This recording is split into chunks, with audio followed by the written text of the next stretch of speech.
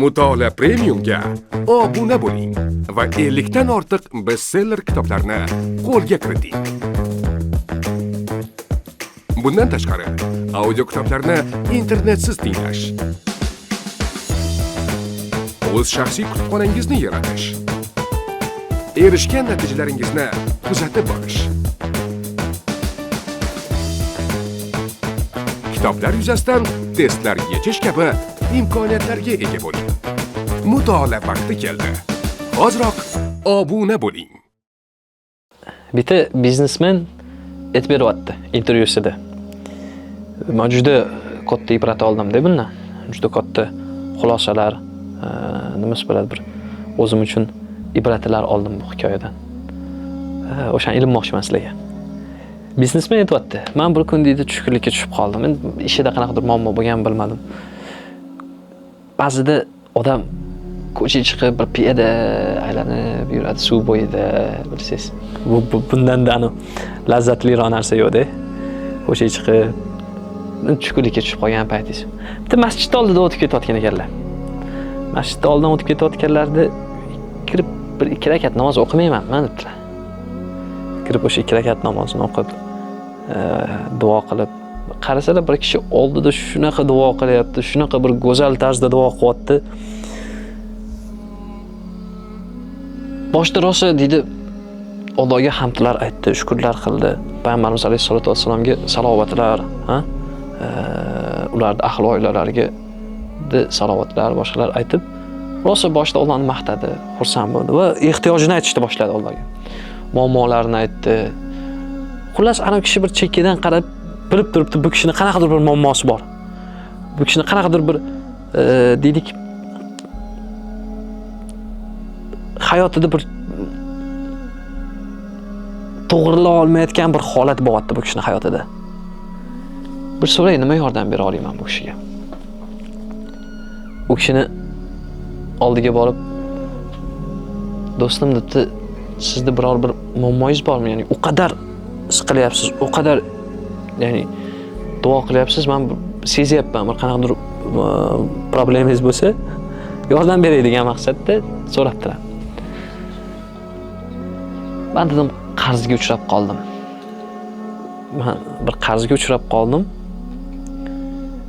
Shundan Allohdan bir yordam so'rayapman. Allohning bir yordami tegsa edi shunga. Menga bir yo'l ko'rsatsa edi, yo'l ochsa edi. Qancha qarzingiz bor? 4000. 4000 qarzim bor dedi. Hali biznesmen joyida bu kichkina summada. 4000 bilmadim u nima u. 4000 riyolmi bilmadim, dollarmi bilmadim, nima edi aniq bilmayman. 4000 deyapti. Biznesmen uchun bu nimasi bo'ladi? O'ylanadigan summa emas. Darrov cho'nchakdan chiqarib mana 4000 borib qarzingizni yoping. Alhamdulillah dedi hali kishi pul ushab. Alhamdulillah. Hali kishi sekin ketayotgan, to'xtang dedi. Yana biror bir muammoingiz bo'lsa dedi, mana sizga vizitkam dedi. Vizitka o'zbekchasi nima deyiladi? Tashrif qog'oz deyiladi. Tashrif qog'ozni beribdi, xullas o'sha vizitkasini beribdi. Berayotganda hali kishi menga kerak emas debdi. Yo'q dedi, menga kerak emas. Hali kishi hayron.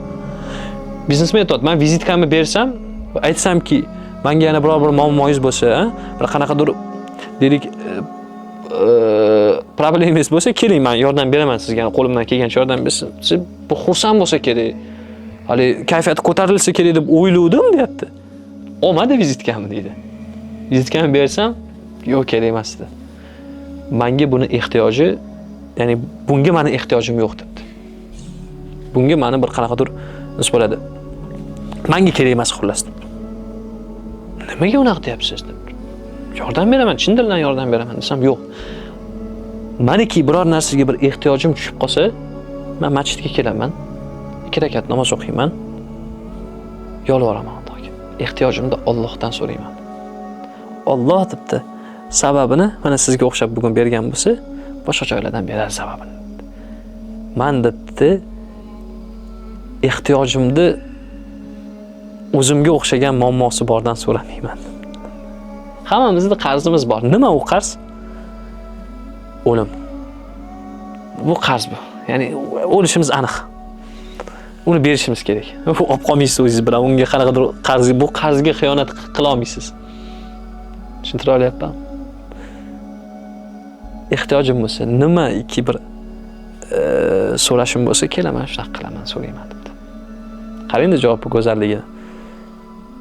Va tavakkal yoki haqiqiy rizqqa ishonish men o'ylashim bo'yicha bundan-da ortiq bo'lmaydi. Bu eng bir go'zal namunasi va eng bir go'zal ko'rinish menimcha. Bizda tilimizni uchida aytamiz. Tamam, men ishonaman rizq masalasiga. Alloh beradi rizqimni. Ha, men unaqa qilmayapsiz desa, endi ishlab olay, boshqa olay deydi masalan. Bu ko'pincha uylanish masalasida shunaqa. Ya'niki ishonadi bu narsa, rizq masalasiga, tavakkal masalalariga. Ha, men tavakkal qilaman, ishonaman hammasiga deydi. Lekin til uchida bo'ladi. Haqiqatan tavakkal qilish yoki haqiqatan ham nimasi bo'ladi bir shu narsaga tashab qo'yish, tushuntira olyapman, ya'ni qo'rquv bor bir qanaqadir.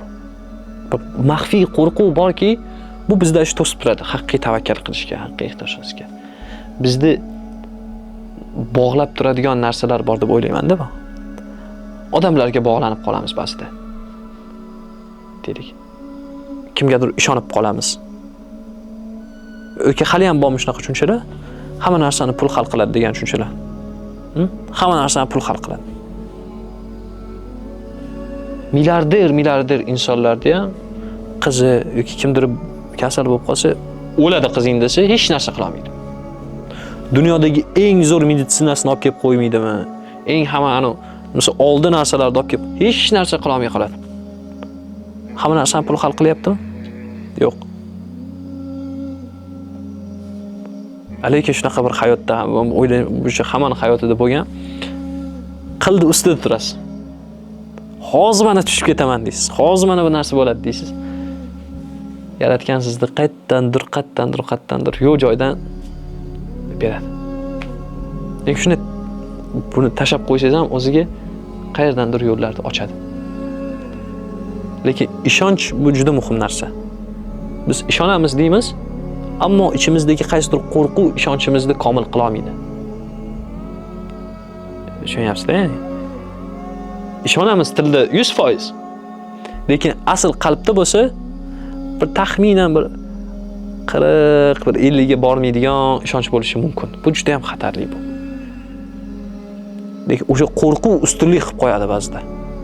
Yo'q, bo'lmay qolsa-chi, eplolmay qolsam-chi, qilolmay qolsam-chi, mana bunaqa bo'lsa-chi degan fikrlar. Ana shu qo'rquvni yengish ishonch bilan ko'proq shug'ullanishda bo'ladi. Bu ya'ni o'sha tavakkal masalalarni, rizqni yetkazish masalalarini ko'proq bilishimiz, ko'proq o'rganishimiz bilan o'sha ishonchni biz ko'paytirib borar ekanmiz. Qo'rquv tabiiy tushib ketadi. O'shandaki biz hayotimizda katta risklar, yoki bir qanaqadir tavakkal qilishni o'rganar ekanmiz shu bilan. Bu hikoyada yana ham juda ko'p ibratlar, foydalar olsak bo'ladi o'z aslida. Qisqaroq qilishga harakat qildim. Foydali bo'ldi menimcha. Boshqalarga ham foydali bo'lsin. Foydaligini unutamiz. Sog' bo'lasiz. Charchamaylar. Do'stlar, videolarimiz foydali bo'layotgan bo'lsa, kanalga obuna bo'lib, like bosishni unutmang va albatta bu videolarni yaqinlaringizga ulashing. Agarda hamkorlik masalalari qiziq bo'lsa yoki kanalimizni qo'llab-quvvatlamoqchi bo'lsangiz, batafsil ma'lumot izohlarda.